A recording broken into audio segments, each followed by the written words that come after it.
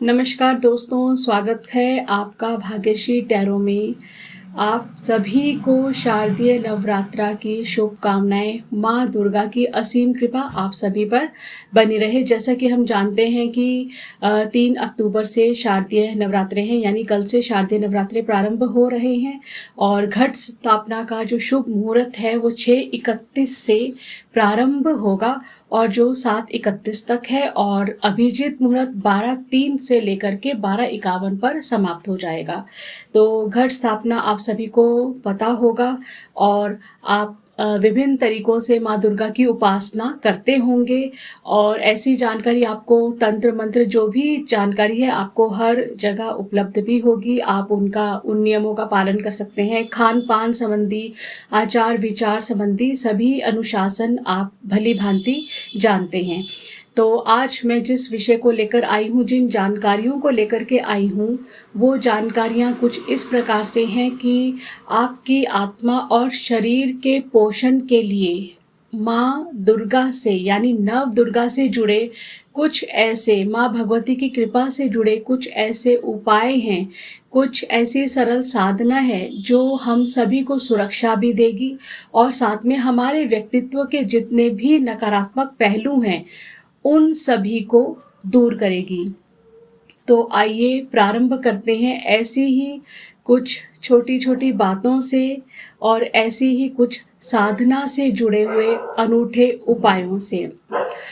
हम जानते हैं कि माँ नव दुर्गा हम सभी को जोश और भक्ति के साथ भर देती है। ये 9 दिन हमारे लिए किसी त्योहार से, किसी उत्सव से कम नहीं होते हैं।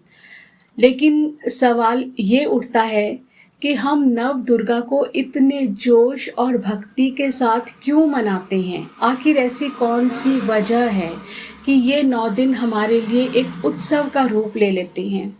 9 दिनों तक चलने वाले इस त्योहार को हमारे जीवन में एक इतना गहरा अर्थपूर्ण, आखिर ऐसी क्या चीज़ है जो उसे इतना अर्थपूर्ण बना देता है?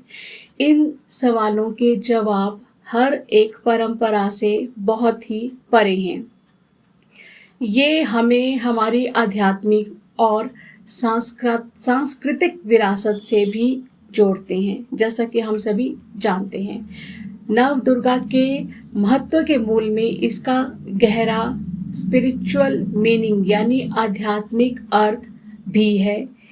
इस पर्व का जो महत्व है, यानी जो इसकी इम्पोर्टेंस है, वो हमें डीप स्पिरिचुअल बनाती है। माँ दुर्गा के इन 9 दिनों की महत्ता ये है कि यह हमें डीपली स्पिरिचुअल बनाती है, हमें अध्यात्म के उस शिखर तक पहुँचाती है जहाँ पहुँचना एक मामूली व्यक्ति के बस की बात नहीं है।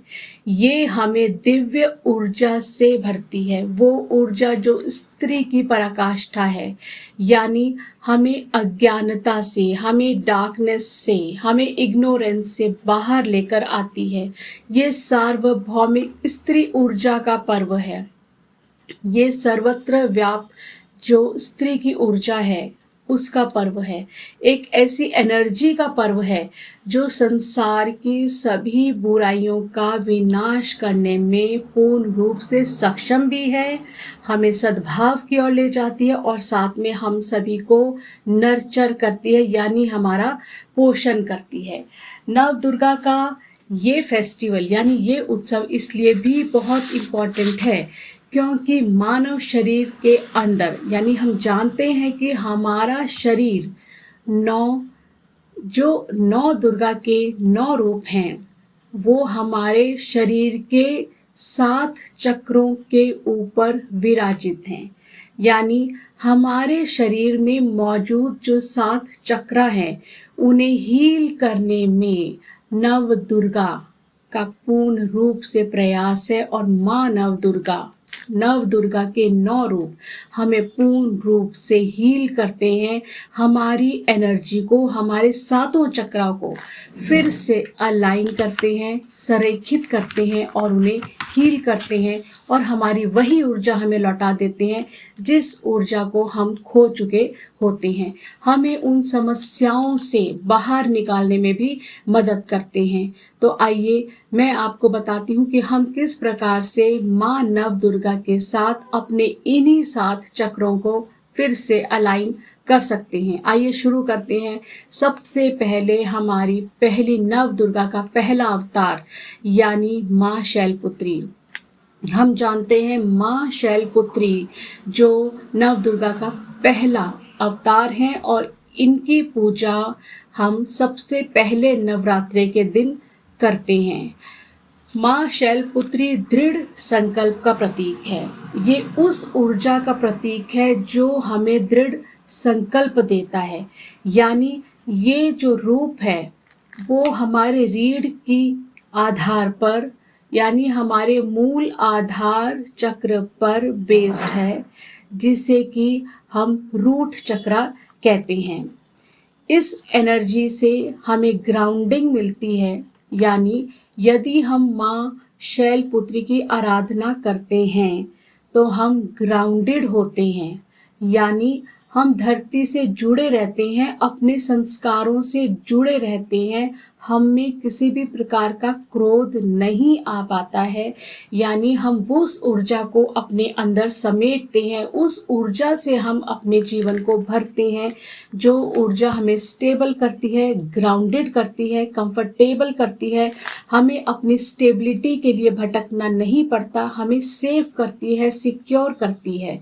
तो हम माँ शैलपुत्री की आराधना करके ग्राउंडेड हो सकते हैं, अपने गुस्से को दूर कर सकते हैं, लाइफ में स्टेबल हो सकते हैं, लाइफ में हम इस्टेब्लिश हो सकते हैं। तो आप समझ गए होंगे कि किस प्रकार से माँ दुर्गा के पहले रूप की आराधना हम सबको करनी चाहिए। इसके अलावा एक बहुत ही खास बात, जिन लोगों की कुंडली में सूर्य बहुत ही खराब स्थिति में है या उनको सूर्य की महादशा चल रही है, उन्हें माँ शैलपुत्री की आराधना ज़रूर करनी चाहिए। उनकी आराधना करने से सूर्य का कोप खत्म होता है, कम हो जाता है और उन्हें उनसे जुड़ी जितनी भी समस्याएं हैं, जितनी प्रॉब्लम्स हैं, उन प्रॉब्लम से उन्हें छुटकारा मिल जाता है। और यदि आप माँ शैलपुत्री की आराधना करते हैं तो इसमें आप क्रिस्टल्स को भी यूज़ कर सकते हैं। यानी कि आप ब्लड स्टोन, ब्लैक टर्मलिन और इसके साथ आप हेमेटाइट स्टोन को भी यूज़ कर सकते हैं। रेड जेस्पर है, बहुत सारे स्टोन्स हैं। जो भी आपके मूल आधार चक्र से जुड़े हुए स्टोन्स हों उन्हें आप ले सकते हैं, चाहे वो हेमेटाइट हो, चाहे वो ब्लड स्टोन हो या फिर वो ब्लैक टर्मलिन हो, रेड जेस्पर हो। आप उन्हें अपने हाथों में ले कर के आप उन पर मेडिटेट कर सकते हैं, माँ शैलपुत्री की आराधना कर सकती हैं।